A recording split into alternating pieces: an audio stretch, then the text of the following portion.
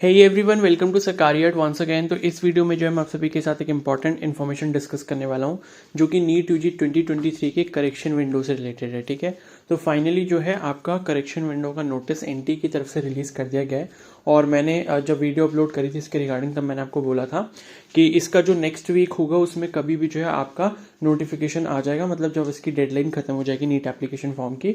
तो 6 अप्रैल को जो है नीट के लिए अप्लाई करने के लिए लास्ट डेट थी, तो 8 अप्रैल यानी कि आज जो है मॉर्निंग में इसका नोटिस ऑलरेडी आ चुका है। ठीक है, तो आप अपना करेक्शन कर सकते हो। मैं कुछ डिटेल्स इसकी बता दे रहा हूँ, पहले अच्छे से उसको समझ लो, फिर मैं आपको बता दूंगा करेक्शन जो है वो आपने किस तरीके से अप्लाई करना है। ठीक है, तो यहाँ पर जो है और एक डाउट ये भी था कुछ कैंडिडेट्स का कि क्या नीट की डेट एक्सटेंड हुई है। तो नीट की डेट देखो एक्सटेंड नहीं हुई है क्योंकि करेक्शन विंडो का नोटिस आ चुका है।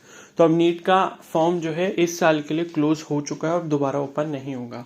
ठीक है, तो यहाँ पर सब्जेक्ट में लिखा है correction in particulars of the online application form of NEET UG 2023 registration. Okay, तो यहाँ लिखा है NTA is going to conduct NEET UG 2023 on 7 May from 2 PM to 5:20 PM। ठीक है, as a common and uniform entrance test. ठीक है, तो ये पेन एंड पेपर मोड में होगा, ये सब चीज़ें यहाँ पर लिखी हैं। और उसके बाद हम लोग नीचे चलते हैं, इंपॉर्टेंट जो इन्फॉर्मेशन है यहाँ पर। तो यहाँ लिखा है कि the candidates are allowed to make corrections latest by 10 April 2023 up to 11:50 PM। ठीक है, तो मैंने बोला था 2 दिन के लिए आपकी करेक्शन विंडो ओपन होती है, तो वही है। तो 8 से लेकर 10 तक जो है मतलब 3 डेज हो गए। तो मतलब आज मॉर्निंग से ओपन हुई है, तो पूरे 3 दिन के लिए जो है यहाँ पर ओपन हो रखी है। Thereafter, no correction in particulars whatsoever will be entered in by NTA under any circumstances। ठीक है, तो 10 अप्रैल तक अगर आप अपना करेक्शन कर लेते हो तो ठीक है, उसके बाद जो है आपको कोई भी चांस यहाँ पर करेक्शन के लिए नहीं दिया जाएगा। तो और यहाँ पर लिखा है The additional fee wherever applicable shall be paid by the candidate concerned either through credit, debit card, net banking, UPI। ठीक है, तो जो भी आपकी फीस लगेगी करेक्शन की 200-300 रुपीज़ जो भी लगेगी, ठीक है, पर एंट्री लगती है वो शायद, तो वो आपको जो है ऑनलाइन मोड से पे कर देनी है। और यूपीआई से पे मत करना, वो थोड़ा मतलब ये रहता है कि उसमें जो सक्सेस रेट है वो कम रहता है। क्रेडिट या डेबिट कार्ड से करोगे तो ज़्यादा सही रहेगा। और इसमें लिखा है since it is a one time facility and extended to the candidates to avoid any हार्शेस to them, the candidates are inform to the correction very carefully as no further chance for correction will be given to candidates. ठीक है, तो जिससे भी गलती हो चुकी है वो करेक्शन जो सही से कर ले। और जितने भी कैंडिडेट्स ने नीट के लिए अप्लाई करा है वो एक बार अपना एप्लीकेशन फॉर्म जरूर चेक कर लें, क्योंकि लास्ट चांस होगा आपके पास करेक्शन के लिए। मान लो आपने फॉर्म अच्छे से चेक नहीं करा था फॉर्म फिल करने के बाद, तो एक बार अगर आप अच्छे से चेक कर ले तो इनकेस कोई गलती निकल जाती है तो अभी आपके पास चांस है उसको करेक्ट करने का। लेटर जो है उसका कोई भी चांस आपको नहीं दिया जाएगा। ठीक है, फिर ये है कि आपके एडमिशन में जो है प्रॉब्लम आ सकती है इनकेस जब आपका सिलेक्शन होता है, तो फिर आपको जो है प्रॉब्लम फेस करनी पड़ सकती है। ओके, और इन्होंने जो है एक कॉन्टैक्ट नंबर भी दिया है, तो अगर आपको कोई डाउट है तो इनके कॉन्टैक्ट नंबर पे जो है आप यहाँ पर पता कर सकते हो। ओके, और यहाँ लिखा है कि please note that the final correction shall be applicable only after payment of an additional fee if required. तो जब आप फी पे कर दोगे उसी के बाद आपका करेक्शन जो है वो माना जाएगा, अदरवाइज नहीं माना जाएगा। अब यहाँ पर देख लेते हैं कि करेक्शन किस किस चीज़ में होगा। ठीक है, तो उस चीज़ को समझते हैं। तो यहाँ लिखा है पहला आपकी क्वेरी है कि अगर सपोज आपका मोबाइल नंबर गलत है या ईमेल एड्रेस गलत है। देखो, मोबाइल और ईमेल तो गलत हो ही नहीं सकता क्योंकि उस पर आपका ओटीपी आया था, तो वो वेरीफाई आपने खुद से करा होगा। ठीक है, तो उसके तो चांस वैसे ही नहीं बनते हैं, लेकिन फिर भी ये है कि अगर सपोज कुछ भी ऐसा है तो आप उसमें चेंज नहीं कर पाओगे। परमानेंट एड्रेस हो गया, प्रेजेंट एड्रेस हो गया। ठीक है, तो ये जो आपकी 4 चीजें हैं इसमें आपका कोई भी करेक्शन नहीं हो सकता, जो है एज इट इज वैसा ही रहेगा। अब मान लो किसी के एड्रेस में छोटी मोटी कोई गड़बड़ी हो गई है, मान लो आपका विलेज का, टाउन का, सिटी का स्पेलिंग गलत हो गया है, कुछ भी ऐसा हो गया है, पिन कोड में अगर एक आध जो है डिजिट इधर उधर हो गई है, तो इतना कोई इफेक्ट आपके जो है कैंडिडेचर पे उससे नहीं पड़ता है। ठीक है ना, तो उसमें इतनी घबराने वाली जरूरत नहीं है कि अगर आपको यहाँ पर करेक्शन का चांस नहीं भी दिया जा रहा और प्रेजेंट या परमानेंट एड्रेस में छोटी मोटी कोई गलती हो भी गई है तो कोई प्रॉब्लम नहीं है। ठीक है, अब ऐसे तो है नहीं आपने किसी और का एड्रेस लिखा होगा, लिखा अपना ही होगा, लेकिन उसमें छोटी मोटी गलती हो सकती है, तो उससे डरने की कोई भी जरूरत नहीं है, उससे आपके कैंडिडेचर पे कोई भी इफेक्ट नहीं होगा। उसके बाद नेक्स्ट है इन्होंने 2 कैटेगरीज में डिवाइड करा है कैंडिडेट्स को। पहला है फॉर आधार वेरीफाइड कैंडिडेट्स, उसके बाद है for Aadhaar not verified candidates. ठीक है, तो मतलब आपके पास एप्लीकेशन फॉर्म में आधार नंबर डालने का ऑप्शन आया था, वहां पे उसको वेरीफाई करने का ऑप्शन आया था। तो अगर सपोज आपका आधार वेरीफाई हो चुका है तो आप किस चीज में कर सकते हो और किस चीज में नहीं कर सकते हो वो मैं आपको बता देता हूँ।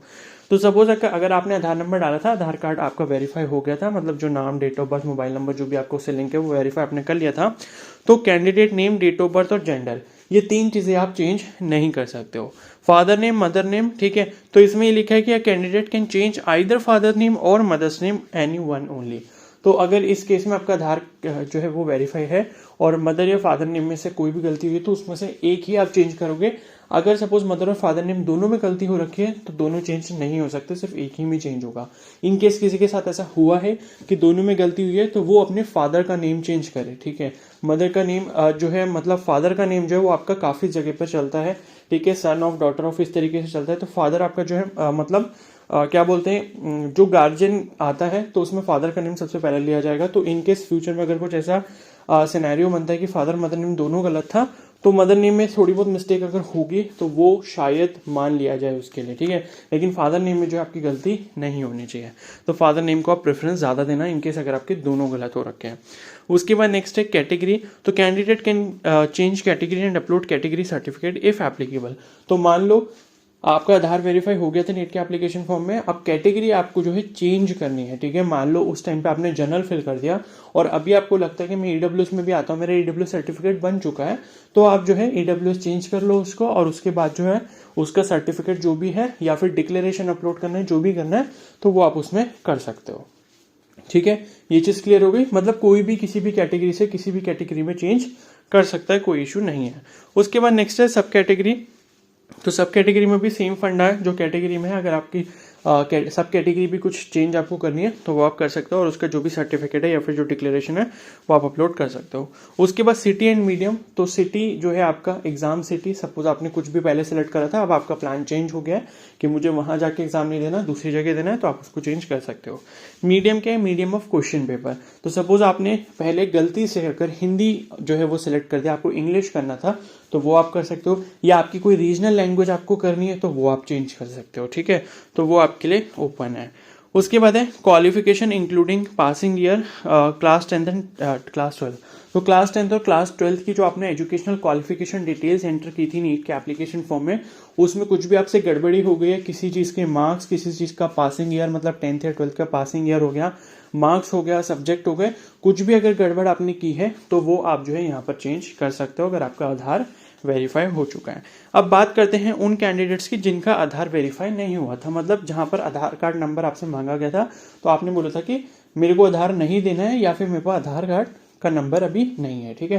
तो ऐसा कुछ भी था तो ये चीज़ उन कैंडिडेट्स के लिए। तो पहली चीज़ ये है कि candidate name, father's and mother's name, ठीक है।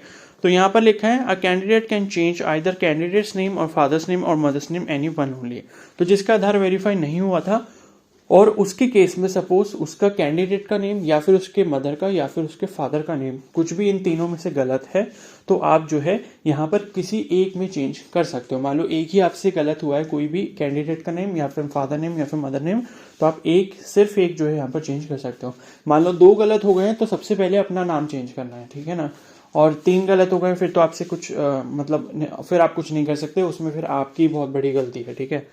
और उसके बाद जो है कैटेगरी के बारे में लिखा है candidate can change category and upload category certificate, ठीक है। तो कैटेगरी चेंज करने का ऑप्शन इन कैंडिडेट्स को भी दिया गया जिनका आधार वेरीफाई नहीं हुआ था, ठीक है। तो वो लोग अपनी कैटेगरी को किसी भी कैटेगरी में चेंज कर सकते हैं और साथ ही उसका जो भी सर्टिफिकेट है वो अपलोड कर सकते हैं। उसके बाद नेक्स्ट है सब कैटेगरी। तो वही सेम चीज़ है यहाँ पर, कैटेगरी की तरह आप सब कैटेगरी भी अपनी चेंज कर सकते हो, ठीक है। और उसका जो भी सब कैटेगरी का सर्टिफिकेट है वो आप अपलोड कर सकते हो। उसके बाद नेक्स्ट है date of birth and gender, yes, ठीक है। तो डेट ऑफ बर्थ अगर आपकी गलत हो गई या फिर जेंडर जो है वो आपका गलत हो गया है तो आप उसको चेंज कर सकते हो ऐसे कैंडिडेट जिनका आधार वेरीफाई नहीं हुआ। जिनका आधार ऑलरेडी वेरीफाई हो चुका है तो उनकी जो डेट ऑफ बर्थ और जेंडर है वो आधार कार्ड से ही मैच हुई होगी तभी उसको एक्सेप्ट किया होगा, इसलिए वहां पर उन कैंडिडेट्स के लिए कोई भी ऑप्शन नहीं है चेंज करने का जिनका आधार वेरीफाई हो चुका है, ठीक है। उसके बाद नेक्स्ट है सिटी एंड मीडियम। तो सिटी और मीडियम जो है एग्जाम सिटी और जो आपका मीडियम ऑफ क्वेश्चन पेपर है वो आप यहाँ पर चेंज कर सकते हो। उसके बाद नेक्स्ट है qualification including passing year, class 10 and class 12, ठीक है। तो क्लास 10 और क्लास 12 की जो भी डिटेल्स हैं, पासिंग ईयर है या मार्क्स है या सब्जेक्ट है या आपके स्कूल का नेम है, स्कूल का एड्रेस है, कुछ भी आपको चेंज करना है, ऐसा लगता है कि गलत हो गया तो आप उसको भी सही तरीके से चेंज कर सकते हो। तो ये जो है आपकी कंप्लीट इन्फॉर्मेशन है। अब मैं ये बता देता हूँ कि आपको करेक्शन करना किस तरीके से है, ठीक है। तो देखो सबसे पहले आपको इनकी ऑफिशियल वेबसाइट पे जाना है जो कि है neet.nta.nic.in। जब आप गूगल में ये सर्च करोगे, इनके ऑफिशियल वेबसाइट पर पहुंच जाओगे।